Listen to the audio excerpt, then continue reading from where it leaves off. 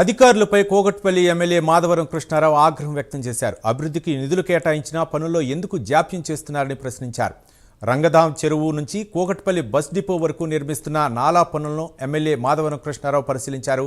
హైడ్రా అధికారులు కూల్చిపోవటం తప్ప ఆపై వచ్చే సమస్యలకు పరిష్కారం చూపలేకపోతున్నారని ఎమ్మెల్యే అన్నారు.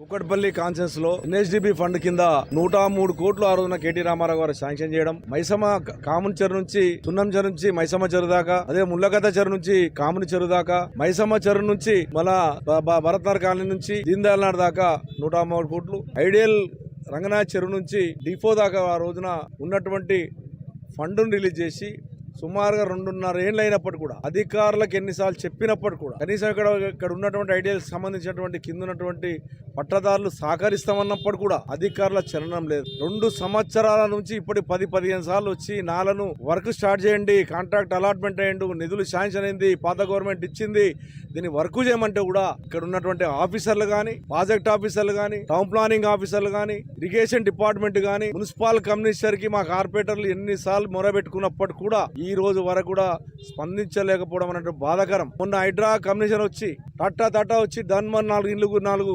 గూలగొట్టేసి పడేసిపోవడం వల్ల పక్కకు ఉన్నటువంటి ఏదైతే సైన్ లేక్ ఉన్నటువంటి అపార్ట్మెంట్ 500 అపార్ట్మెంట్స్ ప్లాట్స్ ఉన్నాయో అలా నీళ్లు రావడం జరిగింది. ఏదైనా గూలగొట్టినప్పుడు ఇమ్మీడియట్ గా ఫండ్స్ రిలీజ్ చేసుకొని, ఫండ్ శాంక్షన్ చేసుకొని, కాంట్రాక్ట్ అలాట్మెంట్ చేసుకొని అప్పుడు గూలగొడితే బాగుంటుంది.